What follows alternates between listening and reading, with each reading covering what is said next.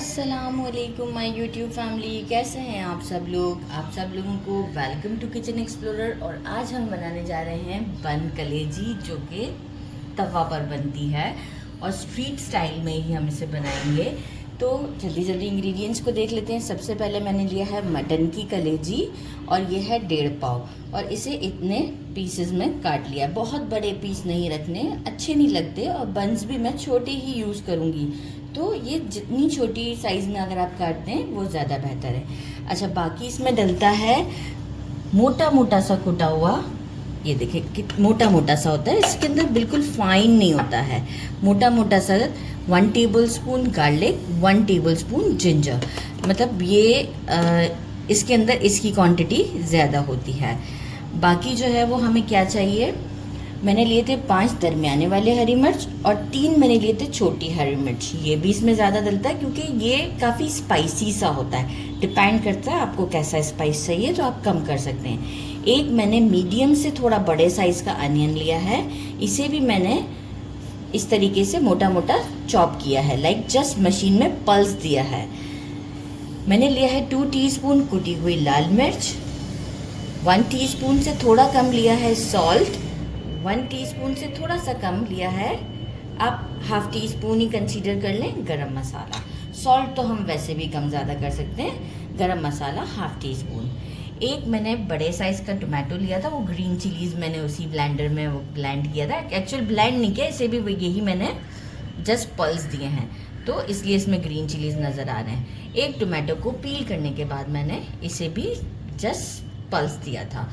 अब हम क्या करेंगे कि इसका बस एक ही सिंपल काम है कि ये सारी चीज़ें हम कलेजी पे लगाकर 2-3 घंटे के लिए इसे छोड़ देते हैं। आप फ्रिज में रख दें।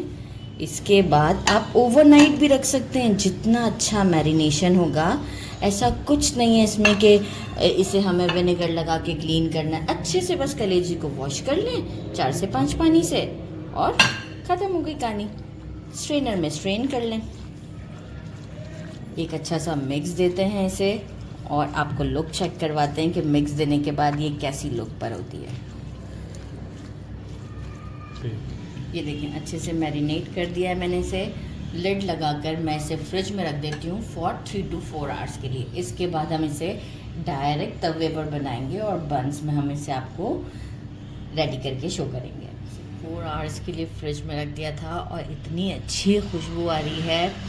और सॉल्ट मैंने इसी वक्त चेक किया है, अभी बिल्कुल परफेक्ट है। मैंने लिया मेजरिंग हाफ कप के करीब घी। आप इसे मक्खन में बनाना चाहें मक्खन में बनाएं, घी में बनाना चाहें घी में। मैं एंड में चेक करूँगी कि अगर के घी मुझे लगा कि थोड़ा सा कम है, तो मैं instead of ghee again add करने के मैं बटर ऐड करूँगी। तो वो अनसॉल्टेड बटर मैंने रखा हुआ है, लेकिन नहीं ज़रूरत पड़ेगी तो नहीं ऐड करूँगी। 1 टीस्पून रोस्टेड कुटा हुआ धनिया लेंगे। कुटा हुआ होता है इसके अंदर, पीसा हुआ नहीं यूज़ होता। रोस्टेड ही ज़ीरा पीसा हुआ है। Coriander up to taste 2 tablespoon के करीब है। चलें जी, अब हम चलते हैं स्टोव की तरफ।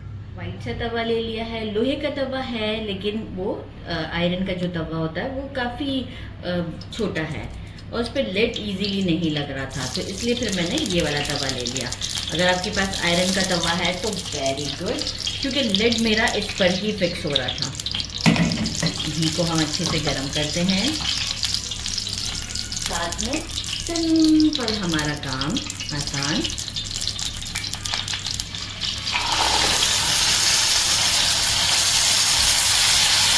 चलिए घी ऐड करते हैं। फ्लेम को अभी हम रखेंगे मीडियम पर, बिल्कुल हाई फ्लेम नहीं होना चाहिए, मीडियम फ्लेम पर हम इसे कुक करेंगे।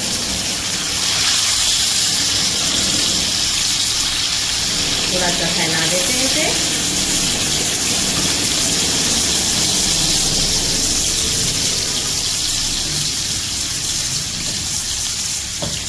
बहुत ज़बरदस्त खुशबू आ रही है। तवे पर डालते के साथ ही थोड़ा फैलाते हैं और लिड लगा देते हैं फॉर 2 to 3 मिनट्स के लिए। इसके बाद हम आपको लिड हटाकर दिखाएंगे। अच्छा जी, 2 मिनट्स के मैंने 3 मिनट तक लिड लगा के रखा। अच्छा, कलेजी को बहुत ज़्यादा ओवर कुक नहीं किया जाता। अब मैं क्या करूँगी, फ्लेम को मीडियम से थोड़ा सा हाई करूँगी और अब मैं इसे कंटिन्यूस कुक करूँगी इसी तरीके से स्टर करते हुए 4 to 5 minute. After 4 to 5 minute आपको मैं इसकी कंडीशन दिखाती हूँ कि मज़ीद हमें इसे कितना कुक करना है। एक अच्छा सा शेड चेंज हो जाएगा इसका। 4 to 5 मिनट हो चुके हुए हैं। कलेजी इस वक्त हमारी अप्रॉक्स डन है, बल्कि 90% ये डन है। बड़ी अच्छी सी खुशबू आ रही है। इस मोमेंट पर हम क्या करेंगे, धनिया हमारा और ये हमारा जीरा और हमारा कोरिएंडर, यहाँ हम करेंगे फ्लेम को बिल्कुल स्लो और हम इसे देंगे दम। और फ्लेम को हम कर देते हैं फॉर 5 मिनट। बीच में एक आध बार हम इसे चला लेंगे, नहीं तो 4 मिनट भी गुड इनफ है। आप लुक चेक कर सकते हैं। कलेजी में ज़रूर आपको दिखाऊंगी कि देखें, फ्लेम को मैं स्लो कर चुकी हूँ। कलेजी बिल्कुल कुक्ड है, सेंटर से गरम बहुत ज़्यादा है। डन, बिल्कुल परफेक्ट है। तो बस इसे अब हम लिड लगाते हैं। देखिए, ओवर कुक करने से होता है ये सख्त हो जाती है, तो हमें इसे हार्ड भी नहीं करना है। सेंटर में करते हैं। बंस मैंने मंगवा ली हैं, मैं बंस इसमें नहीं टोस्ट करूँगी। मैं इसे लिड लगा देती हूँ और आफ्टर 4 to 5 मिनट आपको शो करती हूँ। 4 मिनट लिड हटा दिया है। आप इसकी लुक चेक कर सकते हैं। एग्जैक्ट इसका टेस्ट वही Poona by tower Ranchhor line पे जो मिलता है ना बन कलेजी, एग्जैक्ट वही टेस्ट है।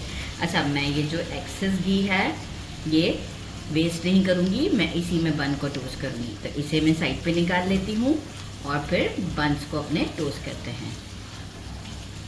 कलेजी को इस तरीके से साइड पे कर दिया। थोड़ा थोड़ा सा मसाला हम लेते हैं।